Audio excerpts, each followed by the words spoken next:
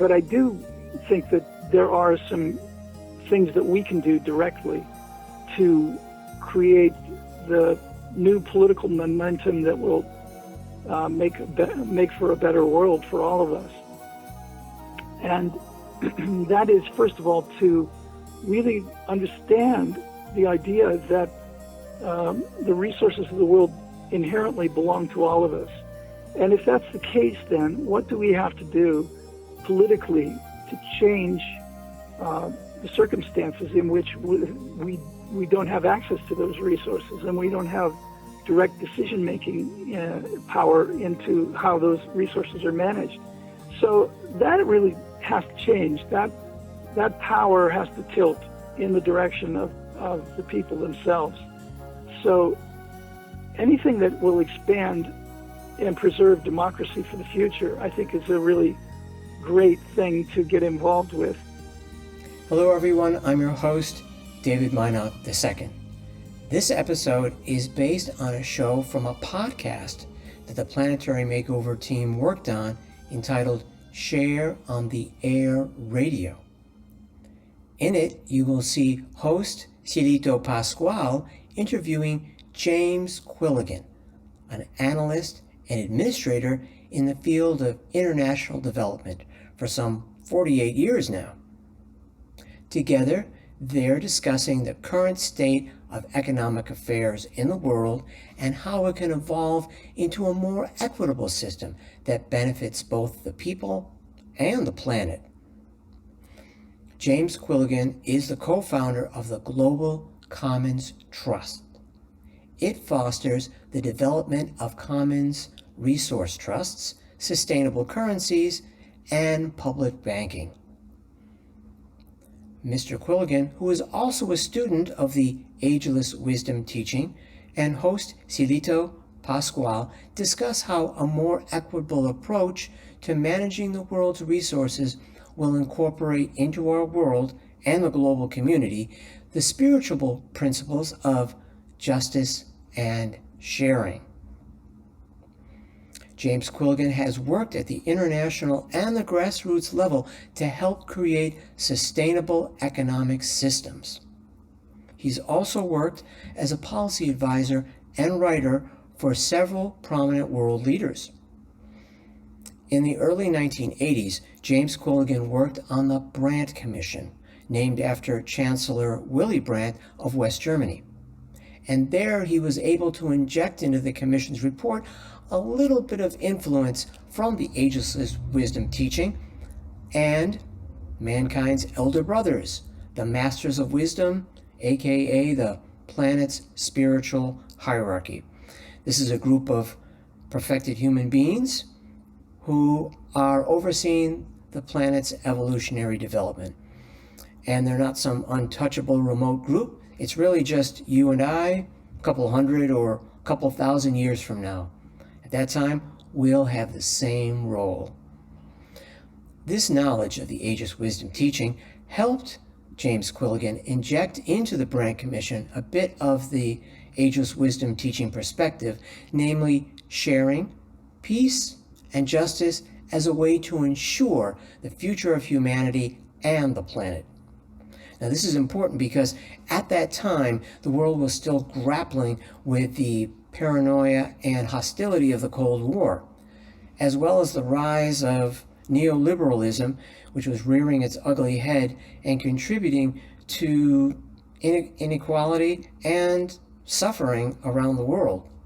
James Quilligan points to a more democratic approach to managing the world's resources to help sustain the planet, as well as the stability, health, and evolution of the human communities that depend on those resources. And here is host Cielito Pascual and James Quilligan to explain this in detail. Welcome to Share International Radio. Welcome to all our friends around the world. My name is Cielito Pascual. I'm podcasting from Seattle, Washington. I co-host this podcast with Diana Gold Holland, who I'm happy to share will be returning next week. Today, we have a very unique a guest with a very unique perspective of the world because of his work. So on to our guest. I'm really excited to have him join us today. Not only is he a student of the Ageless Wisdom Teachings, but for the past 4 decades, he has been working tirelessly at the international level and at the grassroots level to implement strategies that can create an economically sustainable system for the world. And he has tremendous insights in how we can bring about those changes. Early on in his career, he worked with the German Chancellor and Nobel Peace Prize winner Willy Brandt on the Brandt Report, which has been described as the most comprehensive and solutions-oriented analysis of critical global economic issues. He has served as policy advisor and speechwriter for global figures, including Pierre Trudeau, François Mitterand, Jimmy Carter, Tony Blair, and His Royal Highness Prince Al Hassan of Jordan. And in the many years of his career, his work and ideas have been informed by knowledge foretold by the Ageless Wisdom Teachings, that humanity's elder brothers, the Masters of Wisdom, along with the most senior member of this group, Maitreya, the world teacher, are emerging now onto the world stage to guide and inspire all of humanity into an unprecedented transformation. I am happy to introduce to our audience James Quilligan. James, thank you for taking the time to join us. Thank you, Ms. Cielito. I'm looking forward to having a talk with you today. Yes, and my intention for this episode is to connect what you have seen, what you are seeing happening in the exoteric world out of your experience, and connect that with the conviction that you and I and millions around the world share.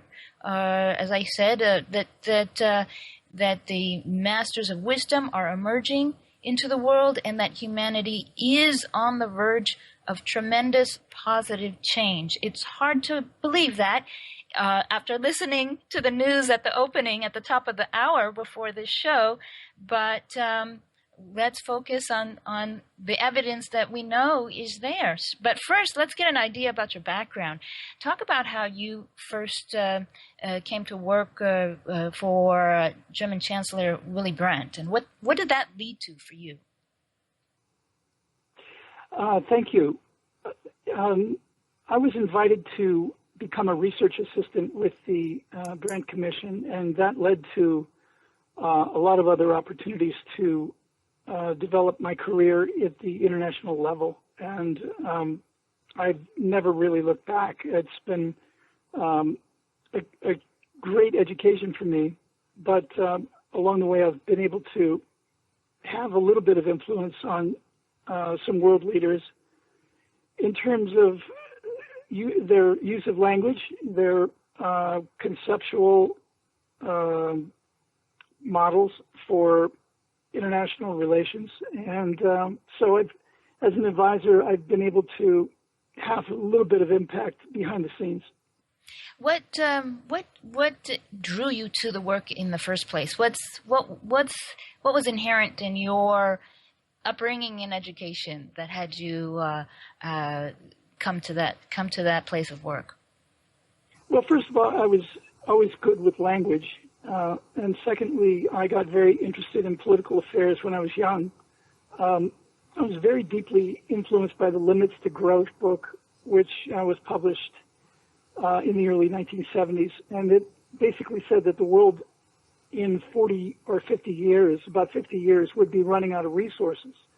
And that that could lead to really desperate conditions. So when the opportunity to work with the Brandt Commission came up, I took it because that was a way of preventing this kind of depletion of resources by creating a cooperative international structure to share resources.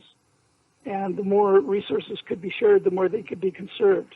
And so I saw great opportunities in doing that, and I began to move in that direction. In Share International, there was a quote from one of the Masters of Wisdom. He says, "When the world's goods are shared more equitably, half of man's problems will vanish overnight." And this was published, 30 years ago in October 1985 in Share International magazine. What do you think that means exactly? Well, it's pretty clear that if we share resources, we're solving a lot of problems at the same time. We are reducing the gap between rich and poor. We're reducing the friction of class society. We're taking the edge off of racism and religious intolerance and political ideologies. And we're also doing something very positive for the environment. So even, in working with the Brandt Commission, I had the opportunity to write the introduction to Common Crisis and also do some editing of the book, which was Common Crisis was the second book published by the Brandt Commission. And the introduction is supposedly written by Willy Brandt, but actually I wrote it. So in December of 1982, when the book was published, the last line of the introduction says, "Could we not begin to lay the basis for that new community with reasonable relations among all peoples and nations, and to build a world in which sharing, justice, freedom, and peace might prevail?" So to me, I was really directly paraphrasing the esoteric teachings and trying to inspire people to recognize that sharing was the key to the future. And that was in 1982. Little did we know at that time that we had already embarked on an age of neoliberalism. We knew that Reagan and Thatcher and Helmut Kohl had been elected into office on a decidedly right-wing platform. But we just thought that that was a political agenda, and we had no idea how deeply that would reach into the institutional framework of the world. And here we are years later, and we can see that the international institutions and the domestic institutions are tilted in the direction of not sharing resources. There was a time when we thought foreign aid was the key to sharing, as long as we raised our aid budgets and began to distribute aid across the world, that was really the key to making things happen in the direction of sharing. But in fact, it's not. And that's the direction, however, people were looking back in the 1970s and 1980s. What was the shortcoming of aid? Aid is tied, meaning it's tied to political objectives on the part of the people who are giving the aid. So if we are giving aid to Africa, it has strings attached to it. It means that we are expecting certain things in return for giving that aid. And it's a complicated situation, and every aid package always has strings attached, but they're always different, and some are more stringent than others. But it's not an act of generosity, as most people think. But in fact, that was part of the premise of the Brandt Commission's report, was increasing aid. And there's nothing intrinsically wrong with that. In fact, it does show a level of generosity. However, giving aid in a world which is so inequitable does not really level the playing field. It doesn't change the institutional framework or the intrinsic structure of the way political and economic decisions are made. So it really is just an expression of gratitude that doesn't really change the system. And besides that, it's not always an expression of gratitude. It can be an expression of cynicism when foreign aid is given with objectives in mind, which benefit the donor. I'm going to quote from Benjamin Crump, chief editor of Share International magazine. He published in February 1982 that there is a group of high initiates who are themselves economists industrialists and financiers of tremendous reputation and achievement who have developed, with the help of the hierarchy, that's the masters of wisdom, a series of alternative plans which will solve the redistribution problems which are at the heart of the economic problem. These plans can be implemented immediately as soon as humanity accepts the principle of sharing. So we're going to just kind of bookmark that quote for a second and circle back around to what you were talking about, James. You know, when you were working, obviously, during the 70s and 80s, early in your career, when you were working on the Brandt Commission, the world was structured along the Cold War division. And so when that fell away, those divisions changed. And I have a question from our listener who knew you were going to be on, so he sent me a question, Bill in Northern California, and I wonder if it ties into how our economics have shifted from the Cold War to today. He says the economies of most Western developed countries are now heavily financialized, which means that unelected technocrats and central bankers have a powerful influence on a nation's domestic policies. So his question is, how do you see this affecting a government's ability to meet the needs of its people? Well, I think that hits the nail on the head. That financialization of economics is exactly what I was referring to by neoliberalism. And it's really developed very strongly since the early 1980s. Actually, it really started in the 1970s.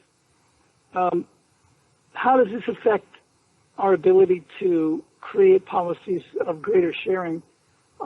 Very good question. That's really the dilemma that we're all facing right now internationally.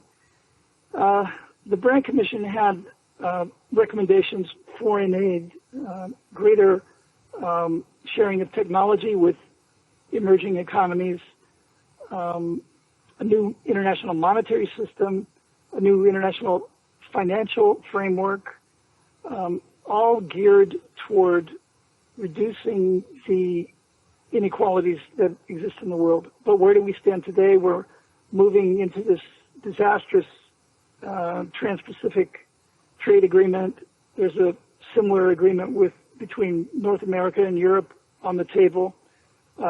These are not steps in the direction of greater equity at the regional and local levels. These are actually going to be a new phase of this process of neoliberalism. So I think there is a roadmap toward a more equitable future, but it clearly doesn't exist in most of the plans that are being put forward right now by the international community, at least in terms of what we see emerging through the G20 and through the G8, or what's now the G7, since Russia has been kind of kicked out of it. So maybe later in the conversation we can get into some of those solutions. Yeah, so let's circle back around, because you are a student of the Ageless Wisdom teachings. You were introduced to the ideas as expounded by Benjamin Creme in the 70s, early on in your career. Describe how you came to hear about Benjamin Creme and how that information resonated for you. Well, I had begun to work with the Brandt Commission, and somebody said, hey, there's a group in London that's saying something very similar to what you guys are working on. And I told my colleague, well, how do I find out about this? And he said, well, it's a friend's meeting house on Euston Road in London. So I went to check it out. That was in the fall of '78. And then I, really got deeply involved in Share International, and I was very taken with the message of Benjamin Krim. But politically speaking, I wasn't really able to speak about that with my colleagues because people just weren't ready to mix spirituality with economics. And in fact, Benjamin Krim had told me at the very time, said, don't mention this to Willy Brandt or anybody else. So I didn't, and that was a wise decision. As I got older, I started, crossing over and beginning to say, well, to tell politicians, that there's got to be a spiritual purpose behind what you're doing, and have you ever considered it? And a few occasions, I've opened up and told people I was working with about the esoteric background. But by and large, if I thought it would serve a purpose, would I do that? Otherwise, I could lose my position because some people don't really get that side of the analysis. Some people are extremely left-brained and really want to do things by the numbers and by logic, and they don't have any quarter for spirituality. So I've kept it separate, but I've also mixed it up because I realized that the spirituality sooner or later had to influence directly the language and the conceptualizations that these politicians were formulating. And can you talk about, obviously you are not extremely left-brained. you had openness to the information that you heard from Benjamin Krim, but it's still a leap. What did you experience that told you this is information that is relevant? The idea of, masters, elder brothers of humanity entering into the modern world to guide and inspire humanity that's as humans, we like to think we can take care of everything ourselves and we don't need any help. But somehow you found it relevant. Can you talk a little bit more about that? Well, I had already been reading the Alice Bailey books, so when Benjamin Krim came along, it was a new level of understanding for me. But at the same time, I had come to believe over a period of time that the quote that you read earlier about a group of financiers and economists and thinkers in the world who were out there making master plans for sharing of resources, I did tend to believe that was in existence, whether it was on a higher level of thought that hadn't really precipitated down into the actions of politicians or not. I believed that we were on the course to have that realization. And in fact, like 40 years later, I still believe that that's ahead for us. But I also don't think, however, that those immediate plans were in some storeroom or some locker or some hidden away in some vault somewhere. I do think they were actually thought forms that enlightened financiers and economists could tap into. And I think that's what metaphorically was meant by the quote from Benjamin Krim as well as other people. Because consider that the generation of people that he was talking about back in the early 1980s and the generation that is referred to in the Alice Bailey books, which was written much further back than the 1980s. Most of those people are all passed away now. So yeah, there is it a particular generation of people who, or is it rather the idea that higher level initiates who have access to this information will actually begin to change the world in a more enlightened way? And I tend to believe in the latter, particularly because all this time has passed, and I'm still looking in lockers and vaults and in back rooms for the master plans, and I haven't seen them. That's you answer a question that's been in the back of my mind for years. I have been following this information, not as long as you, but for a considerable amount of time. And I have wondered, because years are going by, and yes, people pass on, and so I appreciate your insight on the idea that the plans can exist on a mind belt that perhaps a younger generation is intuiting now, and hopefully will be ready to step forward to implement. And I want to mention, since we're talking about world leaders in the minute before the break, if our listeners go to share-international.org, which is the main site of all of this information, you can find the story relating to a major event where world leaders met in London. I believe it was in 1991, April of 1991. About 225 world leaders gathered, all of whom had known about Maitreya prior to this meeting. And apparently Maitreya had organized this meeting and led the meeting, and these world leaders, including media figures, witnessed Maitreya appearing and disappearing before their eyes. And they had other experiences to know that their own personal experience of Maitreya was not private, that it was shared with many other thinkers. So there's an area to investigate for our listeners. James, I'm going to now bring us to the topic of the commons. You shifted away, as you mentioned earlier, away from the perspective of international development, and you focused, your focus now is on the commons. And I just want to share a quote from Maitreya just to lead us into that topic. Maitreya, in one of his messages, said, "Sharing and justice are central to my teaching. Wherever the light of these truths shines, I turn my eye, and through the channel of that light do I send my love. Thus do I work. Thus through you do I change the world."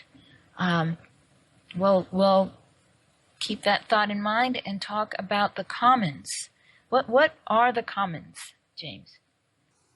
The commons are all that we share in common through our birthright as human beings. So when we were born, or let's put it this way, historically, before there was private property or government regulation or government control over land, people did share their resources in common. They governed their resources in a way by making decisions for the best management and sustainability of those resources. So it involved rules for cooperation, which the group decided in and of itself. So it didn't always work perfectly, but it certainly worked more efficiently than what we have today. And today, we scarcely know what the meaning of sharing is. Earlier I said that sharing and foreign aid seem to be equated in the minds of politicians, but that isn't the case. That really has very little to do with sharing our commons. So the commons are all the things that we have in common. We have a lot of examples of commons: public libraries, public parks, national parks, the oceans, the atmosphere.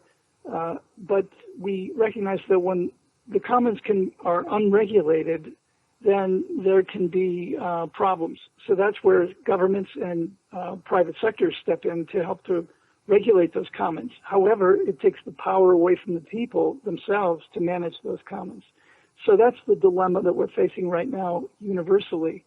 However, the challenge we really face is that people don't even know what the commons are. But this is where it really ties into the spirituality and the quote from Maitreya that you were discussing earlier, that the light really does shine through when you begin to see that all the things in nature are meant to be shared. They're not meant to be hoarded or privatized or regulated by government. And again, what I want to stress is that there's nothing wrong with corporations, nothing wrong with governments.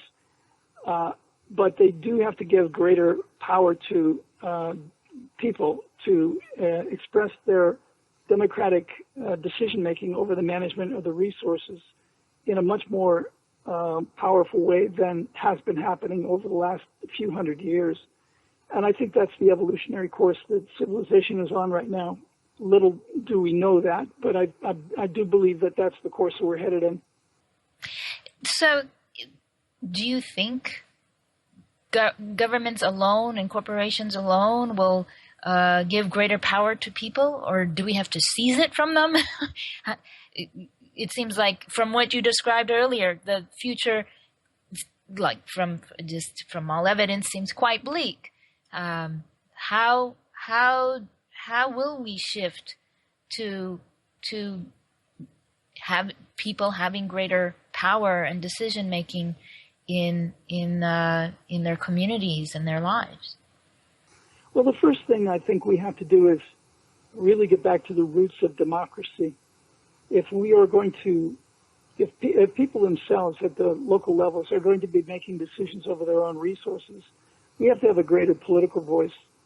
And that's why I really believe that spirituality today is about not just meditation, but about activism toward the greater sharing of resources in the world.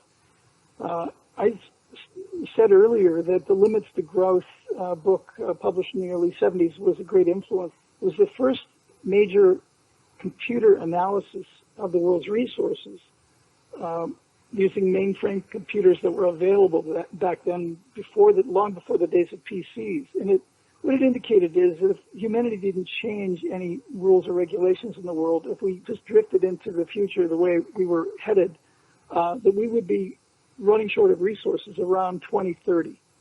And we are rapidly approaching that. And I would submit that the tightening up of political regulations and the heightening of racial tensions, the militarization of the police, the greater rise of terrorism in the world, a whole host of problems have been created in the international zeitgeist as a result of humanity anticipating in advance that the world is growing smaller, and with it the share of the resources is growing smaller, particularly as the global population increases.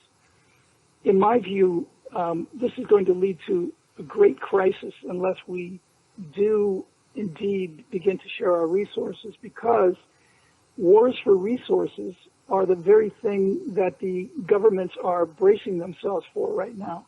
And so the militancy involved in the heightening of tensions across the world is a result of the recognition, which is slowly dawning on people across the world, that our resources are indeed getting more scarce. Now, so in an age of sharing, we can reverse that. We can actually begin to enlighten corporations and governments that we're all in this together.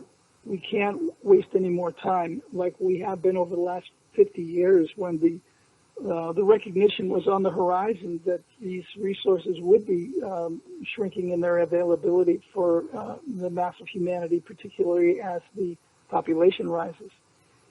So there you have it. We're either going to have to enter into an age of greater cooperation and sharing of resources, or it's going to be very difficult at that point, in my view, for humanity to be able to even invoke the externalization of the hierarchy, to use terms known to some of your esoteric listeners. It's going to be hard to expect divine guidance, in other words, if we fumble the ball. And I think we're well on the way to fumbling the ball, but at the same time, that is really what the crisis itself precipitates, our invocation of this externalization of the hierarchy. So I have great reason for optimism. However, every day that goes by, the clock continues to tick, and we are approaching the day of greater and greater crisis in the world. And that ties, what you're saying ties into the statement coming from Share International connected to the Paris and Beirut attacks, that that event actually evoked in humanity a sense, in an ironic way, actually, more an invocative cry has been coming from humanity to use terms that that the masters are responding to. The masters and Maitreya, as I understand it, are poised to emerge into the world, but certain conditions have to be met, namely that humanity is prepared to share. And apparently, from the recent tragic events, humanity has demonstrated its longing for unity, for love, for synthesis, for understanding, and enough of that has been expressed. I am assuming through all the media that humanity expresses through, whether it's Facebook or the news or etc. Enough of that has been expressed to open the door further for Maitreya's emergence into the world. So that is a very, very positive development. And some people would say, well, why didn't Maitreya stop the attacks? And something to point out that is humanity's divine right, divine gift, is the principle of free will. That we are free to choose the course we go on, and no savior is going to swoop down and take us out of harm's way. We have to take ourselves out of harm's way and rebuild the world, which is really what we are talking about now in those ways of rebuilding the world. We'll start talking more about the masters of wisdom and how you think they're working, what you see working in the world, inspired by their presence, James. Any quick thoughts? Yeah, I think you hit the nail on the head. I do think it is about invoking a greater sense of justice and peace and sharing in the world. And I do think there has been a greater awareness. However, I would say more so in Europe than in the United States, it would seem to me. That we have this presidential election coming up, and we're hearing things coming out of people's mouths that don't sound very generous or humane or thoughtful. So it is very, very puzzling. I was just looking at something that you said in an interview, and I'm curious about it. You say the institutions of property rights and sovereign boundaries are severely impeding the flow of conscious energy among the people and nations of the world. What do you mean by that? Our opportunity to share, our access to resources across borders is severely curtailed by sovereign boundaries, that is political boundaries, national boundaries, national borders, as well as the stipulations of international trade, which create tariffs and protectionist policies that keep certain products out of certain countries. So that's really the key to breaking down the barriers that lead us to greater democratic management of our commons. I think what's going to happen eventually is that a new union, not an industrial union of workers, but a union of commons networkers is going to have to form to be able to institute the kinds of needs and demands for sharing that are so pervasive now across the world. You look at the crisis of immigrants at the moment. Immigrants are completely without rights. They're homeless. They're victims of extreme weather conditions, and yet they're called political extremists. And this is a really horrendous kind of situation. But it spotlights the fact that, we can be comfortable behind our sovereign borders, and yet the the dilemma is that we can also do things like sending drones across borders and not think anything malicious about it, because it doesn't take the blood of our soldiers. Nobody's in harm's way that on our end, but we kill all these others across the border. So what I'm getting at essentially is that we're not going to transcend the level of sovereign borders or the level of, or the institution of having corporations anytime soon. And I don't express any desire for militancy and a revolution to bring them all down, but they are going to have to give greater space to a democratic voice of the people of the world for the sharing of resources, and begin to recognize that the profit motive is not leading to that. The current prescriptions for sustainability of resources through the marketplace is not leading to that as it's presently conceived. So we have a lot of work to do in getting the flow of energy to flow across borders in a more direct way, so that we are really, truly sharing resources. So let's bring us to the work of the masters and Maitreya. We talked about all these different aspects of obstacles and aspects of change, and it can be overwhelming to know where to begin. How do you see, we are saying that the masters are emerging into the world now, actually influencing world leaders now, and yet we still have just all the conflicts we're having. What do you envision if, I'm sure we can't really imagine until it happens, leading up to the day, what is called the Day of Declaration, where Maitreya will speak to humanity through the world media.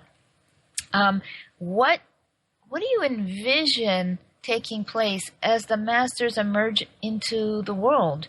What do you think they're doing now? And where can we see evidence of their work, or what can we do as people to hasten that emergence?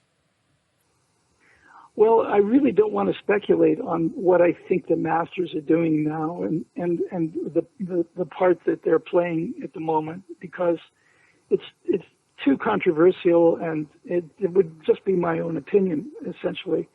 So, but I do think that there are some things that we can do directly to hasten the externalization of the hierarchy, and to basically create the new political momentum that will make for a better world for all of us. And that is, first of all, to really understand the idea that the resources of the world inherently belong to all of us. And if that's the case, then what do we have to do politically to change the circumstances in which we don't have access to those resources, and we don't have direct decision-making power into how those resources are managed? As is well known in the United States and in many countries, it's corporations that are really controlling governments, in spite of the fact that we have a democratic apparatus in which people vote for their elected officials. When the decision-making really comes down to it, it's often the corporations who are lobbying behind the scenes that are making the decisions on the management of our resources. So that really has to change. That power has to tilt in the direction of the people themselves. So anything that will expand and preserve democracy for the future, I think, is a really great thing to get involved with, because you can consider this too, that the ideals of democracy are so eroded now through the corruption at the national levels, at the governmental levels, that we could be facing the loss of democracy in the countries that presently enjoy it. And that would be a tremendous setback for humanity. It would set us back centuries or millennia, in fact. And if we did that, we can't afford to sacrifice the inroads that we've had over the last few hundred years with the development of democracy. And democracy is far from prevailing across the world. But we're not going to be able to share resources until we have a full spirit of democracy and a real authentic democracy expressed in the management of those resources. So it seems to me that working to build democracy at local and regional levels is where people need to go. And there are lots and lots of examples of that happening right now with transition towns and urban gardens and co-ops and the range of things that people are pretty well familiar with that are happening across the Western world, and actually in many cases across all the world, where people are getting a new spirit of camaraderie. And of course the internet helps to facilitate that a lot, because the networking of people, not just in local communities but regionally, is now possible. And I think that's a very good thing to move ahead. And of course, the second point is that we are degrading our environment rapidly, and that is causing this loss of resources, as well as our own consumption of those resources is also contributing to that environmental degradation.